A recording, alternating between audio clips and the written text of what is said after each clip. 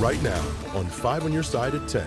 A woman in a wheelchair hit by 2 cars and left to die. No one should ever receive a call that their family member was run down. Tonight, her daughter's message to those 2 drivers who ran off.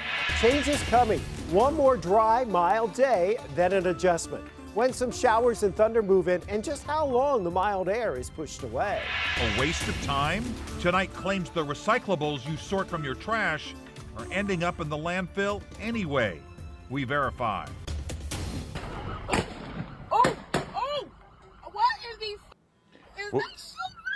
We start with a chaotic scene in North St. Louis County tonight. This is new video just obtained by 5 on Your Side. Right now, a 21-year-old man is in the hospital after being shot by police. Good evening, I'm Mike Bush. And I'm Kelly Jackson. Police say they shot the teen after an armed carjacking. The incident shut down a portion of North Hanley Road just south of Frost Avenue in Berkeley for several hours tonight. Brent Solomon is live tonight outside County Police Headquarters, where new information was just released minutes ago. Brent? Right now, I can tell you that 3 county officers are on administrative leave as the department works to figure out whether they were justified in opening fire on a man who they say was inside of a car that had just been stolen at gunpoint. Go ahead, take a look at your screen. We left that scene just moments ago. It all started on Sierra Vista Plaza just before 4 this afternoon. Police say someone took off in a stolen Dodge Charger after pointing a gun at the driver. Less than 2 hours later, officers found that car near Hanley and Franciola Drive. When they tried to pull the car over, they say the driver wouldn't stop. They deployed spike strips and eventually 3 people jumped out and took off running. They quickly caught 2 and then opened fire on the 3rd, who they say had a gun. What's not clear is whether that 3rd suspect pointed or even fired that gun. So we're reviewing all of the evidence that we have. We're talking to witnesses up here in this area. And as I said, collecting evidence so that we can determine what exactly took place and what led to that. And the 21-year-old who police shot got hit in the leg. He is expected to be okay. As far as those other 2 suspects, a 23-year-old man and a 15-year-old, they are in custody at this hour. If you know anything else about this case, give police a call. We're live outside of St. Louis County Police Headquarters. Brent Solomon, 5 on Your Side.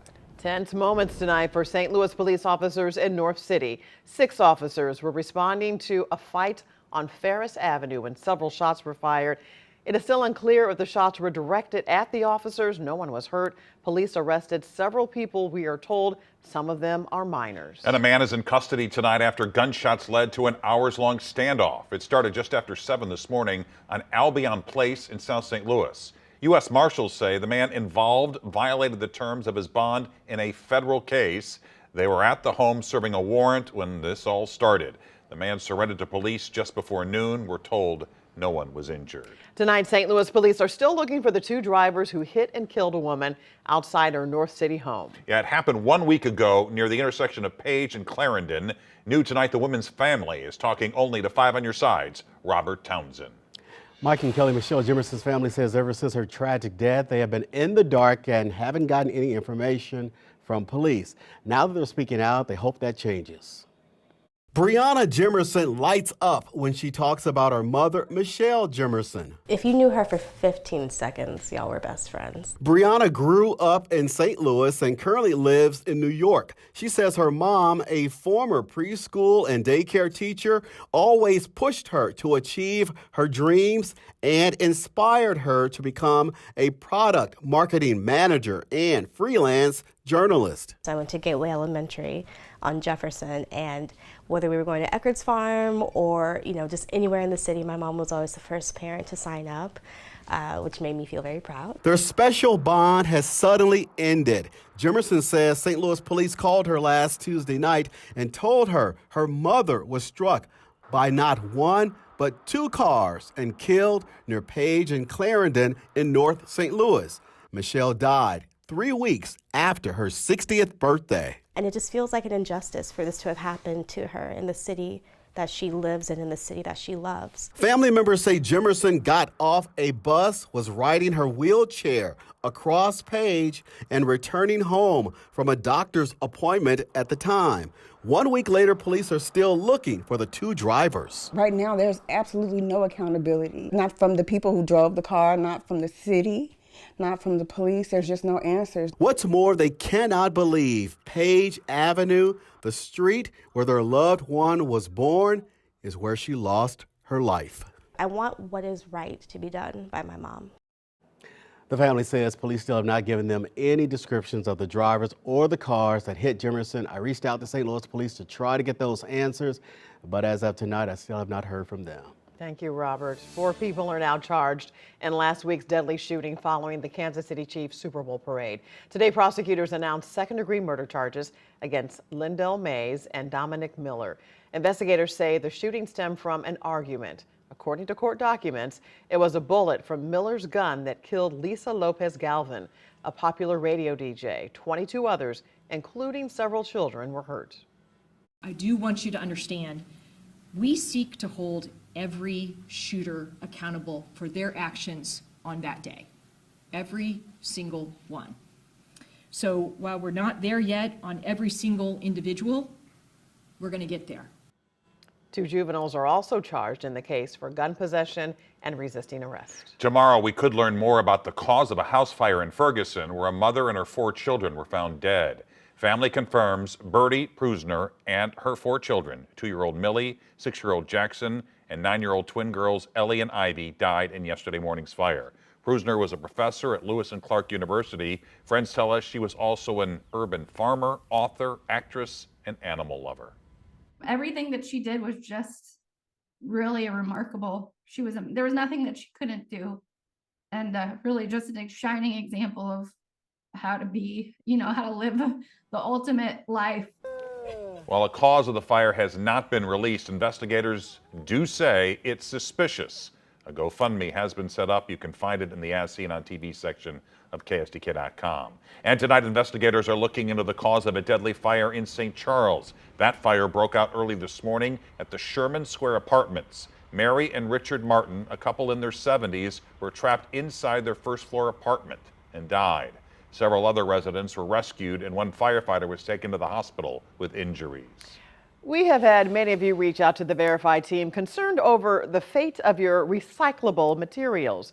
Viewers want to know how much of what you recycle goes through the entire recycling process. Tonight, the Verify team is looking into this on a regional scale. Here's Ann Allred. Each community has its own set of steps recycling goes through. In order to answer this question for viewers across the bi-state, we had to look at the recycling process at a regional level. That meant looking into the major material recycling facilities, or MRFs, in our area. The majority of our communities ultimately send their recycling to these MRFs, where it's sorted, bundled, and shipped out to make a new product. With that, let's verify. Is it true that the majority of my recyclables that end up at the regional material recycling facilities are being recycled? Our sources: Jeremy Walters from Republic Services, Quincy Recycle, Gene Ponzi, the Missouri Botanical Garden, and Gene Corbett, Brightside St. Louis. Reps from the recycling companies that cover the majority of the St. Louis region told us between 79 and 84% of recyclables get recycled. We then asked 2 local recycling experts about that number. Does that sound like it's true? Like it's legitimate? Yes. Yeah. That's a pretty high percentage. Are you surprised by that? Not really. The recycling reps told us that 16 to 21% of material that is not recycled is due to contamination, or sometimes the size of the recyclable. One of the top offenders you can never recycle: plastic bags. We can verify for the majority of the St. Louis region, between 79 and 84% of recyclables are recycled at the material recycling facilities. Remember, recycling is a utility you have to pay for. If you have a landlord or you're recycling at work, you need to ask management if they're paying for recycling services. Otherwise, you're sorting for nothing. I'm Ann Allred, 5 on your side. What would you like for us to verify? Just send us an email, verify@ksdk.com. Tonight, soccer has returned to City Park. Yeah, and the fans. Yeah, and fans too. St. Louis City SC beat Houston 2-1 in their opening match in the CONCACAF Championship Cup, and they'll kick off the regular MLS season at home this Saturday against Real Salt Lake. Fans started showing up hours before tonight's match. After an historic inaugural season, fans say they can't wait to see what Season 2 brings. We're excited for last year and looking for another good year this year, and the two young lads they signed today is awesome. Sports Director Frank Cusimano will have highlights and post-game reaction from tonight's match later in sports.